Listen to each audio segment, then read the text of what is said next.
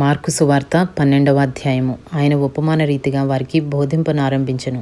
ఎట్లనగా, ఒక మనుషుడు ద్రాక్ష తోట నాటించి దాని చుట్టూ కంచె వేయించి ద్రాక్షల తొట్టి తొలిపించి గోపురము కట్టించి కాపులకు దానిని గుత్తకిచ్చి దేశాంతరము పోయెను.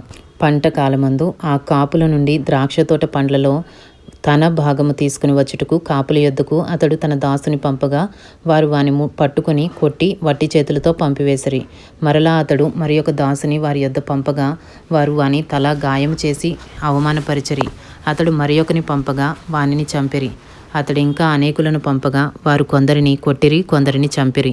ఇంకనూ అతనికి ప్రియ కుమారుడు ఒకడుండెను గనుక వారు తన కుమారుని సన్మానించదరనుకుని తుదకు వారి యొద్దకు అతనిని పంపెను. అయితే ఆ కాపులు, ఇతడు వారసుడు, ఇతని చంపుదుము రండి, అప్పుడు స్వాస్యము మనదగునని తమలో తాము చెప్పుకొని అతన్ని పట్టుకుని చంపి ద్రాక్ష తోట వెలుపల పారవేసిరి. కావున ఆ ద్రాక్ష తోట యజమానుడు ఏమి చేయును? అతడు వచ్చి ఆ కాపులను సంహరించి ఇతరులకు ఆ ద్రాక్ష తోట ఇచ్చును కదా. మరియు ఇల్లు కట్టువారు నిరాకరించిన రాయి మూలకు తలరాయి ఆయను. ఇది ప్రభువు వల్లనే కలిగెను. ఇది మన కన్నులకు ఆశ్చర్యము అను లేఖనము మీరు చదువులేదా అని అడుగుగా, తమ్మును గూర్చి ఈ ఉపమానము చెప్పినని వారు గ్రహించి ఆయనను పట్టుకున్నట్టుకు సమయము చూచుచుండిరి గాని జనసమూహమునకు భయపడి ఆయనను విడిచిపోయిరి. వారు మాటలలో ఆయనను చిక్కుపరచవలనని పరిసయ్యులను హేరోదీయులను కొందరిని ఆయన యొద్దకు పంపిరి. వారు వచ్చి, బోధకుడా, నీవు సత్యవంతుడువు, నీవు ఎవరిని లక్ష్యపెట్టని వాడవని మేమెరుగుదుము. నీవు మోమాటము లేని వాడవై దేవుని మార్గము సత్యముగా బోధించువాడువు. కైసరుకు పన్నిచ్చుట న్యాయమా కాదా? ఇచ్చెదమా ఇయ్యకుందుమా అని ఆయన అడిగిరి. ఆయన వారి వేషధారణను ఎరిగి, మీరు నన్ను ఎందుకు శోధించుచున్నారు? ఒక దేనారము నా యొద్దకు తెచ్చి చూపుడని వారితో చెప్పెను. వారు తెచ్చిరి.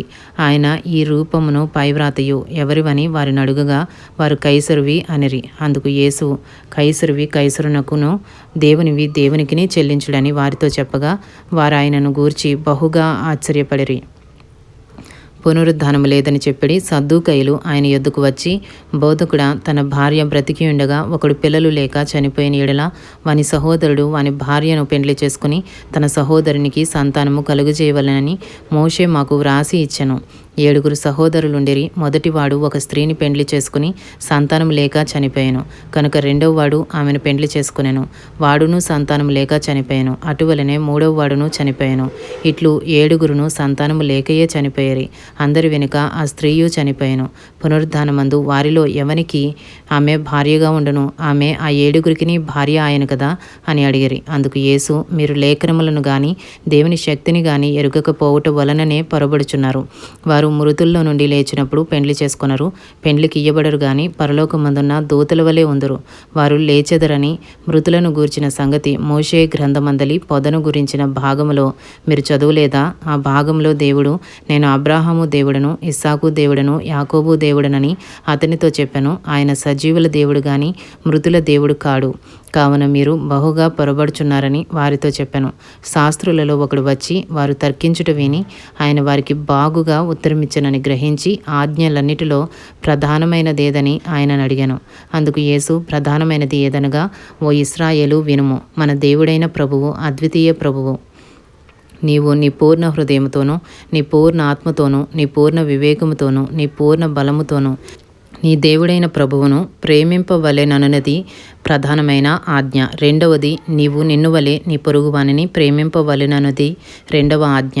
వీటికంటే ముఖ్యమైన ఆజ్ఞ మరేదియూ లేదని అతనితో చెప్పెను.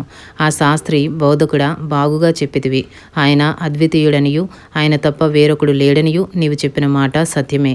పూర్ణ హృదయముతోనూ, పూర్ణ వివేకముతోనూ, పూర్ణ బలముతోనూ ఆయనను ప్రేమించుటయు, ఒకడు తన్ను వలె తన పొరుగువాని ప్రేమించుటయు సర్వాంగ హోమములన్నిటికంటెను బలుల కంటెను అధికమని ఆయనతో చెప్పెను.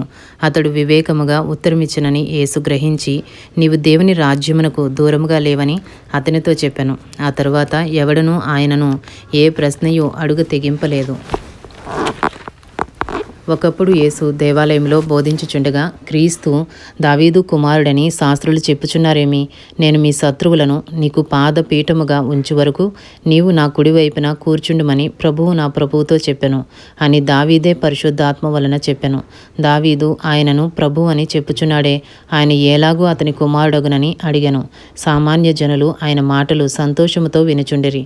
మరియు ఆయన వారికి బోధించుచు ఇట్లనెను, శాస్త్రులను గూర్చి జాగ్రత్తపడుడి. వారు నిలువుటంగీలు ధరించుకొని తిరుగుటను, సంత వీధులలో వందనములను, సమాజ మందిరములలో అగ్రపీఠములను, విందులలో అగ్రస్థానములను కోరుచు, విధవరాండ్ర ఇండ్లు దిగంరింగుచు మాయావేషముగా దీర్ఘ ప్రార్థనలు చేయుదురు. వీరు మరీ విశేషముగా శిక్ష పొందుదురనెను. ఆయన కానుక పెట్టె ఎదుట కూర్చుండి జనసమూహము ఆ కానుక పెట్టెలో డబ్బులు వేయుట చూచుచుండెను. ధనవంతులైన వారనేకులు అందులో విశేషముగా సొమ్ము వేయుచుండిరి. ఒక బీద విధవరాలు వచ్చి 2 కాసులు వేయగా ఆయన తన శిష్యులను పిలిచి, కానుక పెట్టెలో డబ్బులు వేసిన వారందరికంటే ఈ బీద విధవరాలు ఎక్కువ వేసినని మీతో నిశ్చయముగా చెప్పుచున్నాను.